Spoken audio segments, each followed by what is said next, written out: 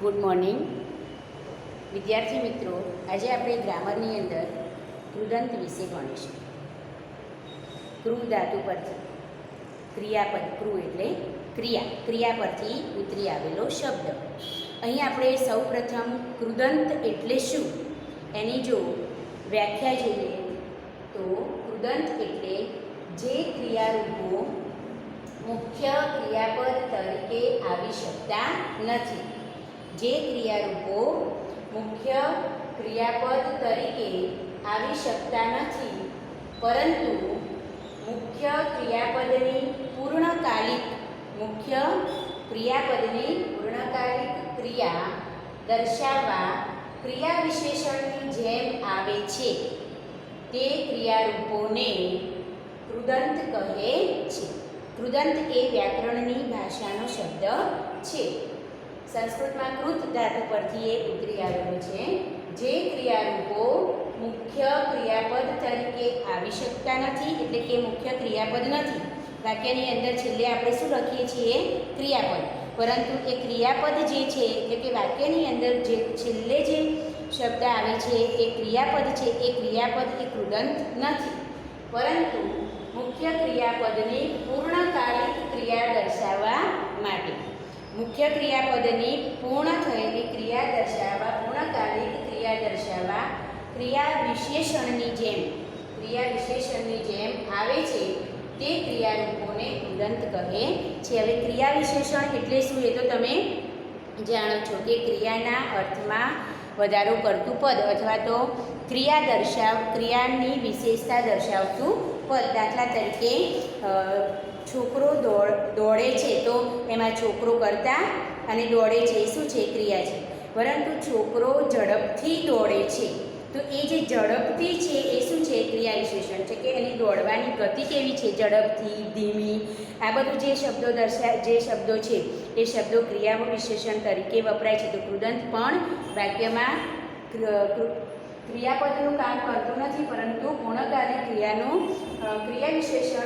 પૂર્ણકાલિક ક્રિયા દર્શાવવા માટે ક્રિયા વિશેષણ તરીકેનું કાર્ય કરે છે. અહીંયા આપણે વાક્યમાં કૃદંતને ઓળખવું કેવી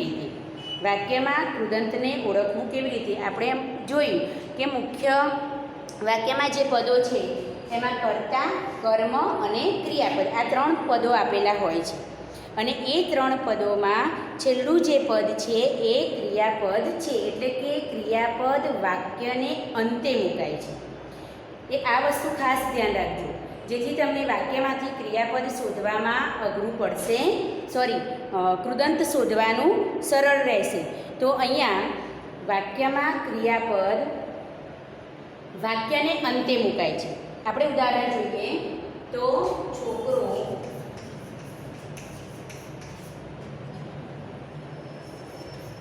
દોડતો હતો. તો હતો એ શું છે? ક્રિયાપદ છે. બરાબર? આખી ક્રિયા છે, આ ક્રિયાપદ છે, અને આ છોકરો શું છે? કર્તા છે. અહીંયા ક્રિયાપદ વાક્યને અંતે આવે, પણ કૃદંત છે એ વાક્યને અંતે આવતું નથી. એ ક્રિયાનો અધૂરો અર્થ દર્શાવે છે. અને કૃદંત એવું પદ છે કે વાક્યનો અર્થ પૂરો કરવા માટે એને બીજા પદોની સહાયતાની જરૂર પડે છે. કૃદંત પછી બીજા પદો મૂકીએ ત્યારે જ એ વાક્ય પૂર્ણ રીતે આપણને સમજાય. એટલે અહીંયા કૃદંત અને ક્રિયાપદ બંનેમાં ડિફરન્ટ છે, એ વાત તમારે બરાબર ધ્યાનમાં રાખવાની છે. અહીંયા જુઓ, એના 2 મુખ્ય લક્ષણો છે. કૃદંતના મુખ્ય 2 લક્ષણ, એટલે કે કૃદંતને યાદ રાખવાની છે કે ક્રિયા બતાવે છે. સૌથી પહેલાં તો એક લક્ષણ શું છે? એ ક્રિયા બતાવે છે. અને બીજું, વાક્ય અધૂરું હોય. જ્યારે તમે વાક્ય લખતા હોય તો બાળકો હસતા હસતા રમતા હતા. બાળકો હસતા હસતા રમતા હતા. તો અહીંયા રમવું અને હસવું 2 ક્રિયાઓ છે. તો અહીંયા તમને વાક્યની અંદર તમે જુઓ, બાળકો હસતા હસતા, વાક્ય કેવું છે? અધૂરું છે. પણ એ વાક્યને પૂરું કરવા માટે અથવા એનો પૂરો અર્થ સમજવા માટે આપણે પાછળ રમતા હતા એવો શબ્દ, એવું પદ ઉમેર્યું. રમતા હતા એ ક્રિયાપદ છે. તો અહીંયા બાળકો હસતા હસતા રમતા હતા. તો અહીંયા વાક્ય જે અધૂરું દર્શાવે છે હસતા હસતા એ શું છે? કૃદંત છે. જ્યારે રમતા હતા એ વાક્યને પૂર્ણ કરે છે, એનો અર્થ આપણને બરાબર સમજાય છે, તો એ શું છે? ક્રિયાપદ છે. આમ ક્રિયાપદ અને કૃદંત બંનેમાં ડિફરન્ટ છે, જે તમારે સમજવાનો છે. ક્રિયાપદ વાક્યને અંતે હોય, કૃદંત વાક્યને અંતે હોતું નથી. વાક્યનો અર્થ પૂરો કરવા માટે કૃદંત જ્યારે વાક્યમાં વપરાય છે ત્યારે વાક્યનો અર્થ પૂરો સમજવા માટે કૃદંતે બીજા શબ્દોની સહાયની જરૂર પડે છે. એટલે કે કૃદંત શું છે? સૌથી પહેલાં તો એ ક્રિયા બતાવે છે અને વાક્યનો અધૂરો અર્થ દર્શાવે છે. આ બાબતને તમે ધ્યાન રાખશો તો કૃદંત શોધવું તમારા માટે સરળ બની જશે. એક તો એ ક્રિયા બતાવે છે, ક્રિયા બતાવતો જે બી શબ્દ હોય એ કૃદંત છે.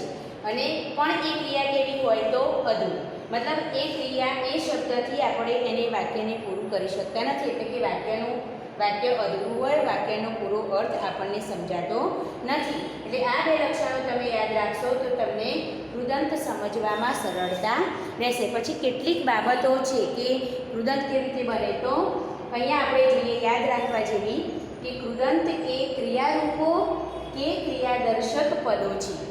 ક્રિયા દર્શાવતા પદો છે. કૃદંત શું છે?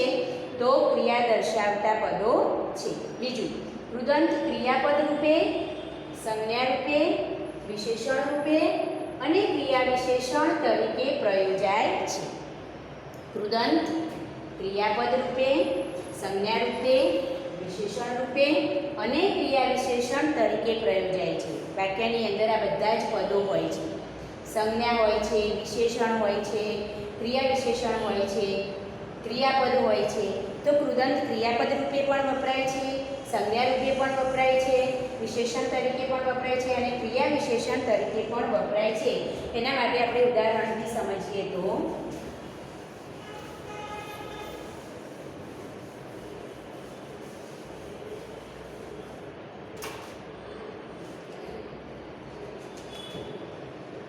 નેહા નાનપણમાં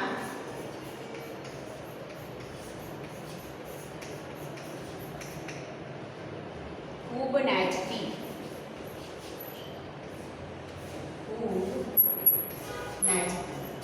બીજું ઉદાહરણ છે, રશ્મિએ રડતા રડતા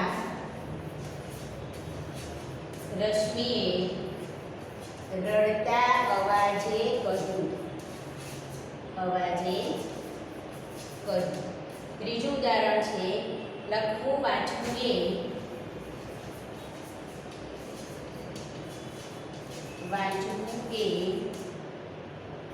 કઈ કેળવણી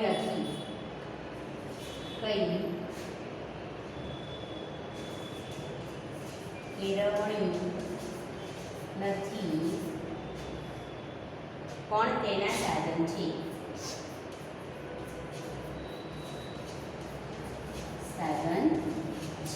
ચોથું ઉદાહરણ છે, મનીષાએ હસતા હસતા કહ્યું.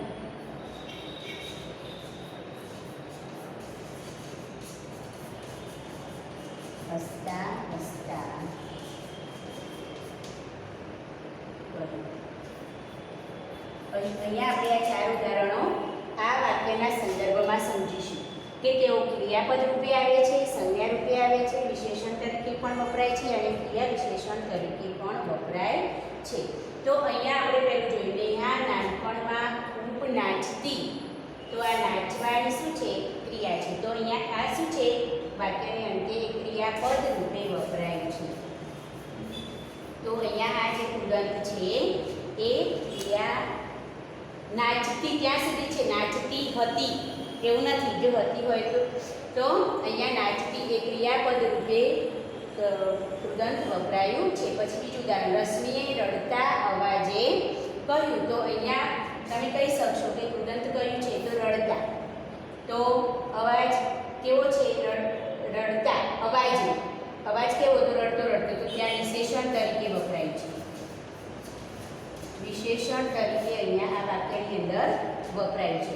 હવે ત્રીજું આપણને એવું કહે છે કે ક્રિયા વિશેષણ તરીકે સંજ્ઞા રૂપે જોઈએ તો લખવું અને વાંચવું. લખવું લખવું અને વાંચવું એ કંઈ કેળવણી નથી, પણ તેના સાધન છે. તો અહીંયા કૃદંત સંજ્ઞા રૂપે વપરાય છે. બરાબર, સંજ્ઞા જે છે એ જ કૃદંત દર્શાવે, સંજ્ઞાવાળું જે પદ છે એ જ કૃદંત દર્શાવે છે. ત્યાર પછી છેલ્લું વાક્ય છે, મનીષાએ હસતા હસતા કહ્યું. કહેવાની જે ક્રિયા છે કેવી છે? હસતા હસતા. તો એની અંદર આપણે શું લખી શકીએ? ક્રિયા વિશેષણ તરીકે વપરાયું છે. ક્રિયા વિશેષણ. તો અહીંયા આ જે બીજું છે આપણું બીજો પોઈન્ટ કે કૃદંત ક્રિયાપદ રૂપે, તો અહીંયા ક્રિયાપદ રૂપે નાચતી હતી, તો ત્યાં ક્રિયાપદ રૂપે વપરાયું છે. બીજું સંજ્ઞા રૂપે, તો અહીંયા લખવું અને વાંચવું એ સંજ્ઞાના સંદર્ભમાં છે, એટલે એ સંજ્ઞા તરીકે વપરાયું છે. પછી ત્રીજું વિશેષણ.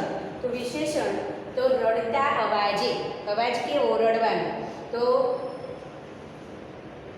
રશ્મિએ રડતા અવાજે, તો અહીંયા રશ્મિ રડતા રડતા બોલે છે, એટલે એ વિશેષણ તરીકે વપરાયું છે. અને અહીંયા મનીષાએ હસતા હસતા કહ્યું, તો કહેવાની ક્રિયા છે, ક્રિયાની અંદર હસતા હસતા એ એનું વિશેષતા બતાવ્યું છે, અહીંયા ક્રિયા વિશેષણ તરીકે કૃદંત વપરાયું છે. આમ તમે આ વાક્યના સંદર્ભમાં કૃદંત ક્રિયાપદ રૂપે, સંજ્ઞા રૂપે, વિશેષણ રૂપે અને ક્રિયા વિશેષણ તરીકે પણ આવી શકે છે. આગળનો પોઈન્ટ, કૃદંત મૂળ ધાતુનું હોય કે પ્રેરક ધાતુનું હોય? મૂળ ધાતુ લખવું એ મૂળ ધાતુ છે, જ્યારે લખાવવું એ પ્રેરક ધાતુ છે. જેમ કે કરતું તો મૂળ ધાતુ છે અને કરાવતું તો પ્રેરક ધાતુ છે. પ્રેરક એટલે બીજા પાસે કરાવવું તે, અને જાતે કરવું એને મૂળ કહેવાય. પછી આગળનો પોઈન્ટ છે, કૃદંત કર્તરી રચનામાં હોય કે કર્મણી રચનામાં હોય છે? કર્તરી રચનામાં હોય કે કર્મણી રચનામાં હોય કે પ્રેરક ધાતુની પણ કર્મણી કે ભાવે રચના હોય છે? પ્રેરક ધાતુની પણ કર્મણી અને ભાવે રચનાઓ બનતી હોય છે. જેમ કે લખતું તો એ કર્તરી રચના છે. બાળક લખતું હતું તો કર્તરી. બાળકથી લખાતું હતું તો કર્મણી રચના છે. બાળકથી લખાતું હતું તો કર્મણી રચના છે. અહીંયા લખાવતું, બાળક બીજા પાસે લખાવતું હતું, પોતે નહોતું લખતું પણ બીજા પાસે લખાવતું હતું, તો એ પ્રેરક કર્તરી છે. જ્યારે બાળકથી બીજા પાસે લખાવાતું હતું, બાળકથી બીજા પાસે લખાવાતું હતું, તો એમાં પ્રેરક કર્મણી રચના છે. આમ આપણે યાદ રાખવા જેટલી બાબતો કે કૃદંત એ ક્રિયારૂપો કે ક્રિયાદર્શક પદો છે. કૃદંત ક્રિયાપદ, સંજ્ઞા, વિશેષણ અને ક્રિયા વિશેષણ તરીકે પણ પ્રયોજાય છે. કૃદંત મૂળ ધાતુનું હોય કે પ્રેરક ધાતુનું પણ હોય છે. અને કૃદંતમાં કૃદંત કર્તરી રચનામાં પણ હોય કે કર્મણી રચનામાં પણ હોય છે. અને પ્રેરક ધાતુની પણ કર્તરી કર્મણી રચનામાં કૃદંત આવી શકે છે. આટલી બાબતો તમારે ખાસ ધ્યાનમાં રાખવાની. હવે વાક્યની અંદર પરીક્ષામાં તમારે એવું પૂછાય કે વાક્યમાંથી કૃદંત શોધો, એવો પણ પ્રશ્ન આવી શકે, અથવા તો વાક્યમાંથી કૃદંત શોધી એનો પ્રકાર લખો, એવો પણ પ્રશ્ન તમારે પૂછાતો હોય છે. તો તમારે કૃદંતને ઓળખવા માટે કૃદંત શું છે એ સૌથી પહેલાં તમારે સમજવું પડે. કૃદંતના જે જુદા જુદા પ્રકાર છે, અર્થ અને કાળની દ્રષ્ટિએ કૃદંતના જે પ્રકાર છે એ પ્રકારના પ્રત્યયો આપણે સમજીશું, એટલે કૃદંત વિશે આપણને ઓળખતા આવડી જશે. પરંતુ તમારે એ પ્રત્યયોને શું કરવા પડશે? યાદ રાખવા પડશે. સાથે સાથે અહીંયા જે બાબતો સમજાવી એ બાબતોને પણ ધ્યાનમાં રાખવી પડશે. એમાં ખાસ કઈ બાબત ધ્યાનમાં રાખવાની કે કૃદંત અને ક્રિયાપદ બંને વસ્તુ અલગ છે. કૃદંત અને ક્રિયાપદ બંને વસ્તુ અલગ છે, કારણ કૃદંત એ ક્રિયાપદ નથી, પણ કૃદંત એ ક્રિયાપદનો અધૂરો અર્થ દર્શાવતું પદ છે. એટલે કે કૃદંત દર્શાવતા પદથી વાક્ય અધૂરું લાગે અને એ પછી નવા પદો એમાં ઉમેરીએ ત્યારે જ વાક્યનો પૂરો અર્થ આપણને સમજાય. તો અર્થ અને કાળની દ્રષ્ટિએ આપણે કૃદંતના પ્રકાર જોઈશું.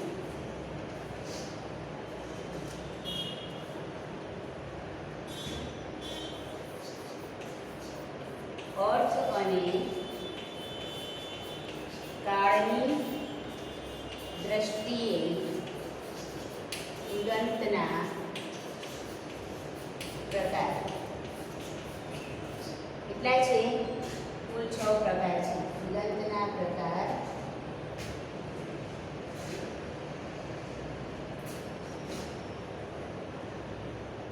દિગંતના પ્રકાર. એમાં નંબર 1 વર્તમાન દિગંત.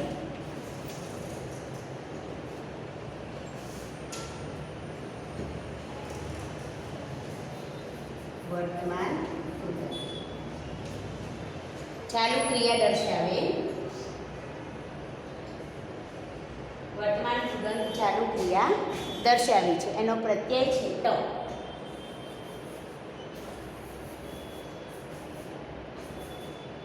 એનો પ્રત્યય શું છે? ત. ત પરથી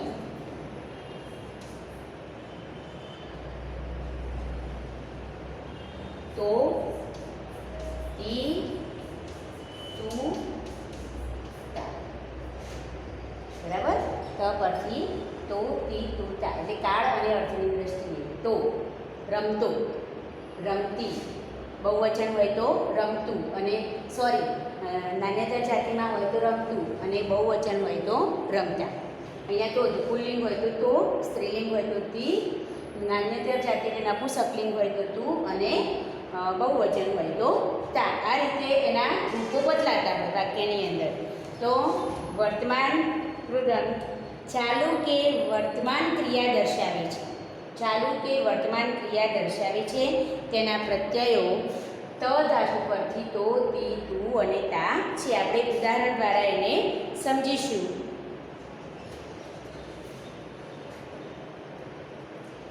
અહીંયા હું કેટલાક ઉદાહરણ લખીશ.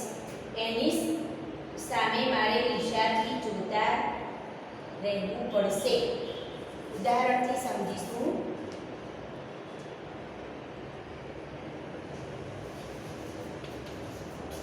એની સામે મારે ઈર્ષાથી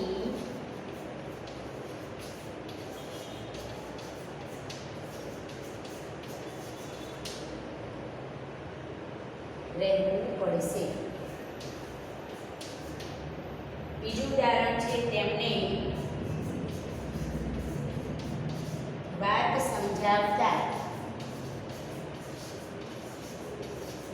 સમજાવતા કહેલું. ત્રીજું ઉદાહરણ છે બા દોડતી દોડતી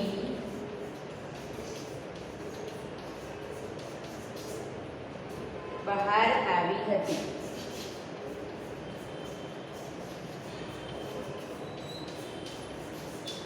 ચોથું ઉદાહરણ છે કાંકરા વીણતા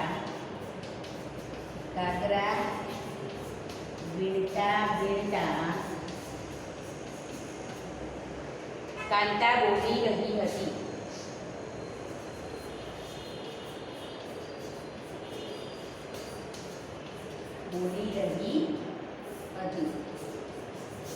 અને પાંચમું ઉદાહરણ દૂરથી આવતો દેખે.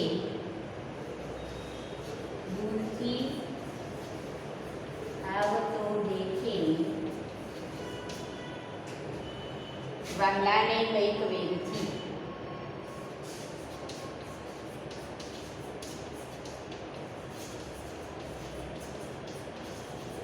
હવે ખાસ એક વસ્તુ તમારે સમજવાની છે કે પરીક્ષાની અંદર એવું નથી પૂછવાનું કે કૃદંત ક્રિયાપદ રૂપે વપરાયું છે કે વિશેષણ રૂપે વપરાયું કે ક્રિયા વિશેષણ રૂપે વપરાયું, એવો પ્રશ્ન આવવાનો નથી. એ તો આપણી સમજ માટે કે કૃદંત દર્શાવતા પદો જે છે એ કયા કયા હોઈ શકે, તો ક્રિયારૂપ એ સમજવા માટે આપણે એ જોયું હતું. પરંતુ પરીક્ષામાં આપણને એવું પૂછે કે ભાઈ કૃદંતનો પ્રકાર દર્શાવો અને કૃદંત વાક્યમાંથી શોધો. તો અહીંયા પહેલું વાક્ય છે એની સામે મારે ઈર્ષાથી જોતા રહેવું પડશે. હવે આપણો વર્તમાન કૃદંતનો પ્રત્યય શું છે? તો અહીંયા આપણે જોઈએ કે અહીંયા કઈ એક તો પડશે અને જોતા બે ક્રિયાઓ છે. સામે, એની સામે મારે ઈર્ષાથી જોતા રહેવું પડશે. તો અહીંયા આ જે ક્રિયા છે, તો આટલું વાક્ય બોલે એની સામે મારે ઈર્ષાથી જોતા, તો વાક્ય આપણને કેવું લાગે છે? કદું. પછી શું, જોતા પછી શું તો આપણને ખબર નથી. તો એને પૂર્ણ કરવા માટે પાછળ બીજા પદો આપણે ઉમેર્યા. રહેવું પડશે, રહેવું પડશે એ બીજી એ ક્રિયાપદ છે. અહીંયા જોતા તો ત્યાં ત પ્રત્યય લાગ્યો એટલે આપણે એને કહી શકીએ વર્તમાન કૃદંત. બીજી જ રીતે તેમણે વાત સમજાવતા કહેલું. હવે તમે એમ કહેશો કે અહીંયા ત છે તો લાગે જ ને, તો એ ત છે એ વાત શું છે, આખું રૂપ છે. એ વાત એ કોઈ ક્રિયા છે નહીં. એટલે ખાસ ધ્યાન રાખવાનું, ક્રિયા જે તમે પદ તમે કૃદંત દર્શાવો છો એ ક્રિયા હોવી જોઈએ, એ ક્રિયા હોવી જોઈએ. તો અહીંયા શું છે, સમજાવવાની ક્રિયા. કહેવું ક્રિયાપદ અને સમજાવવાની ક્રિયા છે. તો અહીંયા તેમણે વાત સમજાવતા કહેલું, બરાબર. તો અહીંયા ત પ્રત્યય છે એટલે વર્તમાન કૃદંત. પછી ત્રીજું ઉદાહરણ જોઈએ. બા દોડતી દોડતી બહાર આવી હતી. તો અહીંયા આપણે વાક્યનો અધૂરો અર્થ દોડતી દોડતી કાઢી નાખીએ તો પણ બા બહાર આવી હતી વાક્ય આપણને અર્થપૂર્ણ લાગે છે કે બા ઘરની બહાર આવી હતી. તો અહીંયા દોડતી દોડતી ક્રિયા વિશેષણ તરીકે વપરાય છે. તો દોડતી દોડતી આપણા વર્તમાન કૃદંતની અંદર ત પ્રત્યય છે એટલે બા દોડતી દોડતી બહાર આવી હતી. આવી હતી એ પણ ક્રિયા છે, પણ આ શું છે, ક્રિયાપદ છે. જ્યારે આ દોડતી દોડતી એ વાક્ય આપણને કેવું લાગે છે, અધૂરું. એટલે એ વાક્યને પૂર્ણ કરવા બીજા પદોની પાછળ જરૂર પડેલી છે. એટલે આ દોડતી દોડતી શું દર્શાવે છે, કૃદંત છે. એના પછી કાંકરા વીણતા વીણતા. કાંતા બોલી રહી હતી. અહીંયા બોલી રહી હતી એ ક્રિયા છે, ક્રિયાપદ છે. અને વીણવું એ પણ ક્રિયા છે. આ બંને ક્રિયાઓ છે, પણ બંનેમાંથી અધૂરી ક્રિયા કઈ છે, તો વીણવું. કારણ કે વીણ્યા પછી પાછળ શું, આટલો વાક્ય આપણે બીજા પદો મૂક્યા ના હોય તો આપણને વાક્ય કેવું લાગે, અધૂરું લાગે. બીજું કે ક્રિયાપદ તરીકે અહીંયા આપણે વીણતા વીણતા એવું ના લખીએ તો એ કાંકરા વીણતા કાંતા બોલી રહી હતી. તો અહીંયા રહી હતી એ ક્રિયાપદ છે, જ્યારે અહીંયા વીણતા વીણતા એ કૃદંત છે. તો અહીંયા પણ ત પ્રત્યય આવ્યો. ત્યાર પછી દૂરથી આવતો દેખે. વહાલાને કંઈક વેગથી. આવતો આવવાની ક્રિયા છે અને વેગથી આવે છે. તો આવતો એટલું આપણે લખીએ અથવા તો ત્યાં સુધી લખ્યું હોય તો વાક્ય આપણને કેવું લાગે, અધૂરું લાગે. તો અહીંયા આવતો જે શબ્દ જે ક્રિયા છે એ ક્રિયા પરથી એ કૃદંત બને છે વર્તમાન કૃદંત. ત પ્રત્યય એમાં લાગેલો છે, ચાલુ ક્રિયાઓ દર્શાવે છે.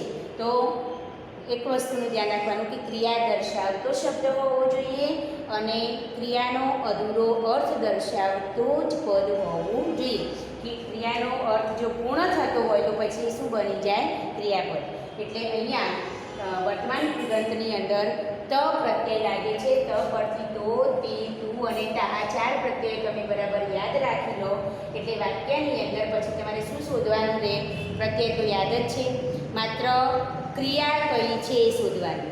અને ક્રિયા જો 2 આપી હોય, 3 આપી હોય તો એમાંથી અધૂરી ક્રિયા કઈ છે એ શોધવાની અને એના આધારે આપણે જવાબ પછી તરત લખી શકીએ. હવે એનો બીજો પ્રકાર ભૂત કૃદંત. વર્તમાન કૃદંત પછી આવશે બીજો પ્રકાર ભૂત કૃદંત.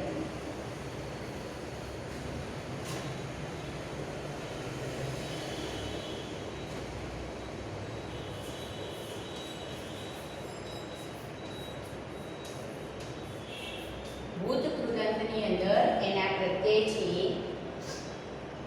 ય અને એલ.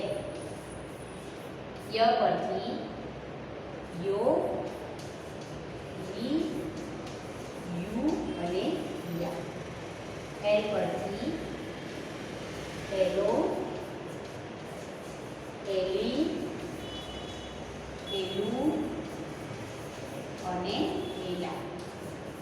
આ ચાર રૂપો કેવી રીતે બદલાય છે, તો પુલ્લિંગ, સ્ત્રીલિંગ, નપુંસકલિંગ અને બહુવચન. એના આધારે એનું જે મૂળ પ્રત્યય છે એમાં શું થાય છે, બદલાવ આવે છે, એટલે કે પદ બદલાય છે. અહીંયા ભૂત કૃદંતનો પ્રત્યય એના પરથી યો, ઈ, યુ અને યા. અને બીજો પ્રત્યય છે એલ, એમાં એલો, એલી, એલું અને એલા. વર્તમાન કૃદંતમાં શું પ્રત્યય હતો? ત. ભૂત કૃદંતની અંદર બે પ્રત્યય છે, ય અને એન. હવે કેટલાક ઉદાહરણથી આપણે સમજીએ. ભાથામાં આણેલી વાનગીઓ ઠંડી થઈ ગઈ હતી. ભાથામાં આણેલી વાનગીઓ ઠંડી થઈ ગઈ હતી. બીજું વાક્ય છે, અમે નીચે લખેલા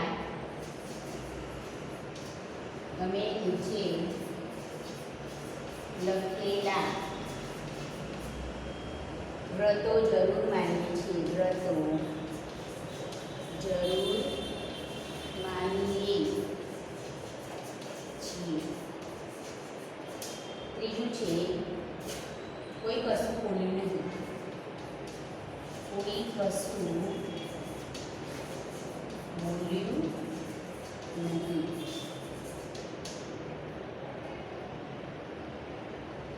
ચોથું છે, રાંધ્યા ધાન રજડી પડ્યા.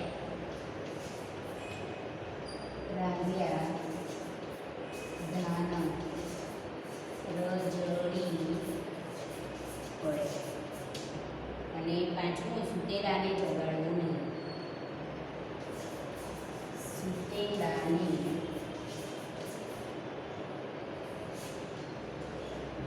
જગાડવું. સુતેલાને જગાડવો. અહીંયા 5 ઉદાહરણ આપ્યા છે. એના પરથી આપણે આ ભૂત કૃદંતને બરાબર સમજીશું કે ભૂત કૃદંત એટલે પૂરી થયેલી કે ભૂતકાળની ક્રિયા દર્શાવે છે. પૂરી થયેલી કે ભૂતકાળની ક્રિયાને દર્શાવે છે. જેમાં ભાથામાં આણેલી વાનગીઓ ઠંડી થઈ ગઈ હતી. તો ભાથાની વાનગીઓ ઠંડી થઈ ગઈ હતી એવું આપણે કહીએ તો થઈ ગઈ હતી એ ક્રિયા છે. અને આણેલી એટલે કે મૂકવાની ક્રિયા, મૂકેલી તળપદો શબ્દ છે અહીંયા. તો આણેલી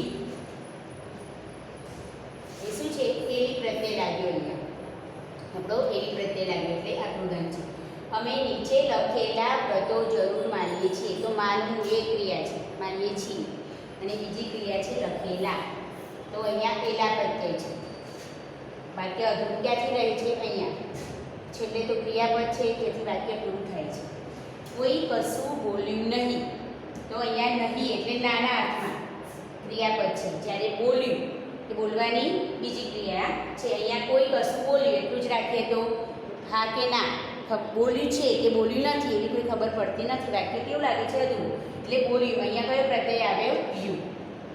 પછી રાંધ્યા ધાન રજડી પડ્યા. તો રજડી પડવું એક ક્રિયાપદ છે. જ્યારે રાંધ્યા એવા ધાન તો રાંધેલા. તો રાંધ્યા ધાન રજડી પડ્યા. તો અહીંયા રાંધ્યા એ શબ્દ શું છે? કૃદંત છે. સુતેલાને જગાડવો નહીં. જગાડવો નહીં એ ક્રિયાપદ છે. પણ કોને જગાડવો નહીં? તો સુતેલાને. તો અહીંયા સુતેલાને. તો સુતેલા એ એલા એમાં આ કૃદંત છે. આમ ભૂત કૃદંતની અંદર ય કે એલ પ્રત્યય આવે. એલ પ્રત્યયમાં જુદા જુદા એલ અને યમાં તમને યો, ઈ, યુ અને યા, એલો, એલી, એલું અને એલા એ રીતે તમારે જોવાનું કે પ્રત્યય લાગેલો છે કે નહીં. બીજું તમારે એ જોવાનું કે વાક્યમાં વપરાયેલા કઈ ક્રિયા કઈ છે એ જોવાનું. અને ક્રિયા પૂર્ણ હોય તો એ ક્રિયાપદ હોય, અધૂરી ક્રિયા હોય તો એ શું હોય? કૃદંત હોય. તો જે અધૂરી ક્રિયા દર્શાવતું હોય એ કૃદંત હોય એમ સમજી તમે બરાબર આને ભૂત કૃદંતમાં છે કે વર્તમાન કૃદંતમાં છે એ તમે બરાબર સમજી શકો. હવે તમે જુઓ કે વર્તમાન કૃદંત અને ભૂત કૃદંત બંનેના પ્રત્યયો તમારે યાદ રાખવાના છે. બીજું શું યાદ રાખવાનું છે? તો કૃદંત કોને કહેવાય? તો ક્રિયાનો અધૂરો અર્થ દર્શાવતું પદ. ક્રિયા પૂર્ણ થતી ન હોય પણ અધૂરો અર્થ દર્શાવતું પદ. કૃ એટલે ક્રિયા પરથી બનેલો એ શબ્દ છે.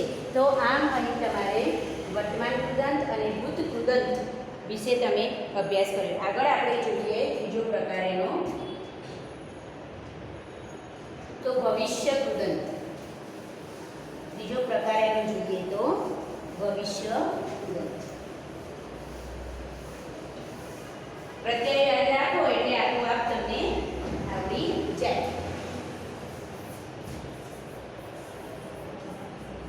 ભવિષ્ય કૃદંત એના જે પ્રત્યય છે વાન અને નાર. વાન અને નાર. વાનો,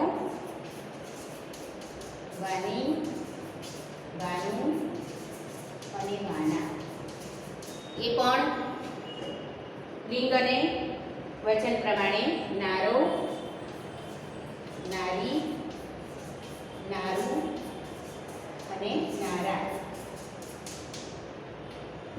બરાબર. આ રીતે ભવિષ્ય કૃદંતની અંદર વાન પ્રત્યય છે. અહીં ભવિષ્યની થનારી ક્રિયાઓ આપણને શું કરે છે? દર્શાવે છે, અથવા તો થઈ ગયેલી ક્રિયાઓ દર્શાવે છે. એના ઉદાહરણ આપણે જોઈશું. કૃતાર્થતા પ્રેરણારૂ છે.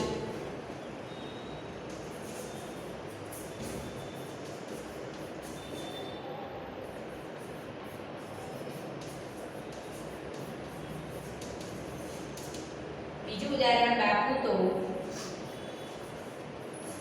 આવનારી સમસ્યાને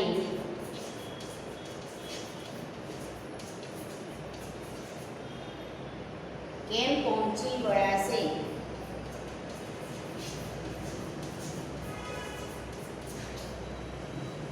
તેની ચિંતામાં હતા.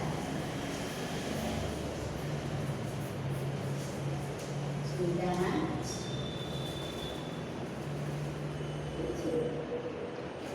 ત્રીજું ગાંધનારું માણસ મોડો આવ્યો. ગાંધનારો માણસ મોડો આવ્યો. ચોથું ઉદાહરણ મહેમાન કાલે આવનાર હતા. મહેમાન કાલે આવનાર હતા. અને પાંચમું ઉદાહરણ ઉછીનું માગનારા ઉછીનું આપતા નથી.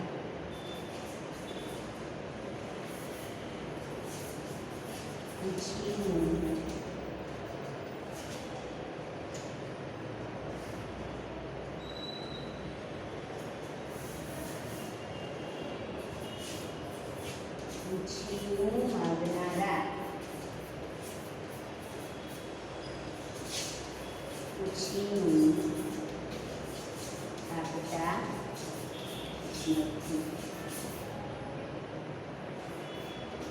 ઉદાહરણથી આપણે હવે એને સમજીશું. એનો પ્રત્યય તમે જોયો વાન, વાનો, વાની, વાનું અને વાના. નાર, નારો, નારી અને નાર. કૃતાર્થતા પ્રેરણારૂ. વાક્યની અંદર બીજું કશું જ ના વિચારો તો એ પ્રત્યય ક્યાં લાગેલું છે તમે જુઓ. પ્રેરવું એ ક્રિયા છે અને એની અંદર નારું પ્રત્યય લાગ્યો એટલે ભવિષ્ય કૃદંત. બીજું બાપુ તો આવનારી સમસ્યાને કેમ પહોંચી વળશે તો આવવું ક્રિયા છે અને એની અંદર નારી પ્રત્યય લાગ્યો એટલે આવનારી ક્રિયા સમસ્યાને કેમ પહોંચી વળશે તેની ચિંતામાં છે. પછી ત્રીજું રાંધનારો માણસ મોડો આવ્યો. અહીંયા તમે આવ્યો શબ્દ જોશો તો એમ કહેશો કે આગળના કૃદંતમાં ય પ્રત્યય હતો ને તો પછી આવ્યો તો પણ અહીંયા જુઓ આવ્યો એ શું છે? ક્રિયાપદ છે કારણ કે વાક્યને અંતે છે. એટલે અહીંયા રાંધનારો એ સંજ્ઞાના અર્થમાં વપરાય છે. તો રાંધનારો માણસ મોડો આવે. અહીંયા વિશેષણના અર્થમાં માણસ એને કયો માણસ તો રાંધનારો. વિશેષણના અર્થમાં રાંધનારો માણસ મોડો આવે. એટલું રાંધનારો લઈએ તો ખબર ના પડે કે શું થયું રાંધનારાને. જતો રહ્યો, બીજે જતો રહ્યો, ના આવ્યો એવી ખબર ના પડે. પણ વાક્યને પૂરું કરવા પાછળ બીજા પદો મૂકેલા છે અને આ ક્રિયા છે રાંધવાની અને એમાં નારો પ્રત્યય લાગ્યું એટલે ભવિષ્ય કૃદંત. મહેમાન કાલે આવનાર હતા. મહેમાન કાલે આવનાર હતા એટલે અહીંયા પણ નાર પ્રત્યય લાગેલું છે અને એના પછીનું ઉછીનું માગનારા ઉછીનું આપતા નથી. હવે તમને એમ થશે કે અહીંયા તા પ્રત્યય આવ્યો તો વર્તમાન કૃદંત ના આવે, પણ અહીંયા વાક્યની અંતે છે આ શબ્દ, આ ક્રિયાપદ રૂપે વપરાયેલું છે. જ્યારે અહીંયા માગનારા એ વાક્યનો અધૂરો અર્થ દર્શાવે છે કે પૂછીનું આપતા નથી એવું આપણે લઈએ તો વાક્ય પૂરું સમજાય, પણ અહીંયા પૂછીનું માગનારા, પૂછીનું તો પૂછીનું માગનારા પાછળ શું કશું લખેલું ના હોય તો ખબર પડતી નથી. તો આ વાક્યને આપણે આટલું કાઢી નાખીએ તો આ ક્રિયાનો અર્થ આપણને કેવો લાગે? અધૂરો. એટલે આ શબ્દ આપણે લેવાનો છે, આને લેવાનો નથી. એટલે અહીંયા પૂછીનું માગનારા, પૂછીનું આપતા નથી. એટલે અહીંયા માગનારા એ ભવિષ્ય કૃદંત તરીકે ઓળખાય. કદાચ પરીક્ષામાં તમારે આવું પૂછાય કે ભાઈ પૂછીનું માગનારા, પૂછીનું આપતા નથી, તો તમે તો એમ કહો કે તા છે વર્તમાન કૃદંતમાં આ શું એ ક્રિયા છે, એને ક્રિયા છે એટલે એને તા પ્રત્યે લાગ્યો એટલે વર્તમાન કૃદંત છે એવું તમે માની લો. પણ ખાસ ધ્યાન રાખવાનું કે ક્રિયા, આ જે ક્રિયા છે આ એ વાક્યને અંતે મુકાય છે, અને અંતે મુકાય છે એટલે એ કૃદંત નથી પણ શું છે? ક્રિયાપદ છે.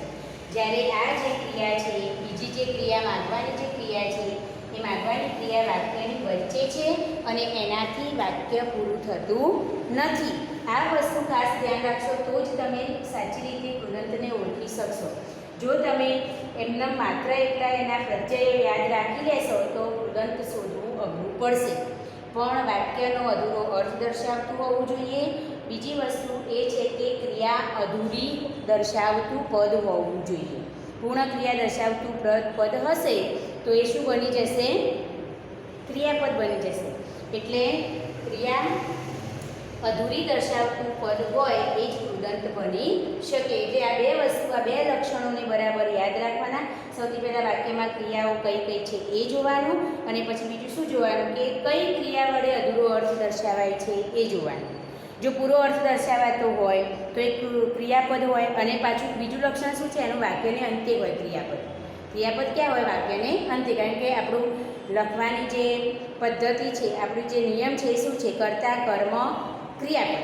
કર્તા, કર્મ અને ક્રિયાપદ. એ ક્રિયાપદ વાક્યને અંતે હોય. એટલે વાક્યને અંતે હોય અને વાક્ય એનાથી જો પૂર્ણ થતું હોય અને ક્રિયા પૂરી થતું દર્શાવતું હોય ભાવ, તો એ ક્રિયાપદ જ હોય, એ કૃદંત હોય નહીં. પણ કૃદંત જો વાક્યમાં વચ્ચે ક્યાંક હોય, વચ્ચેના પદોમાં ક્યાંક હોય, એના પછી નવા પદો જો ઉમેરાયા ના હોય તો વાક્ય આપણને અપૂર્ણ લાગે, અને એમાં જો બતાવેલા પ્રત્યયો લાગેલા હોય, એ ક્રિયાની અંદર બતાવેલા પ્રત્યયો લાગેલા હોય તો એ કૃદંત હોઈ શકે. આ વાતને તમારે ખાસ ધ્યાનમાં રાખવાની. એટલે આજના વિડીયોમાં આપણે કૃદંતના 3 પ્રકાર જોયા: વર્તમાન કૃદંત, ભૂત કૃદંત અને ભવિષ્ય કૃદંત. બાકીના હજુ એના 3 પ્રકાર બાકી છે: હેત્વર્થ કૃદંત, વિધ્યર્થ કૃદંત અને સંબંધક ભૂત કૃદંત. એ આપણે પછીના વિડીયોમાં જોઈશું. તો આજે જેટલું ચલાવ્યું છે એટલું બરાબર સમજવા, અને દરેકના બીજા 3 ઉદાહરણ, 3 પ્રકાર લખાવ્યા તો 3 પ્રકારના 3 ઉદાહરણ તમારી નોટબુકમાં લખવાના છે. સાથે સાથે આ જે નોંધ મેં બોર્ડ ઉપર કરી હતી એ બધી જ નોંધ તમારા આ ચેપ્ટરની અંદર કૃદંત કરીને એમાં લખવાનું છે. Okay, thank you.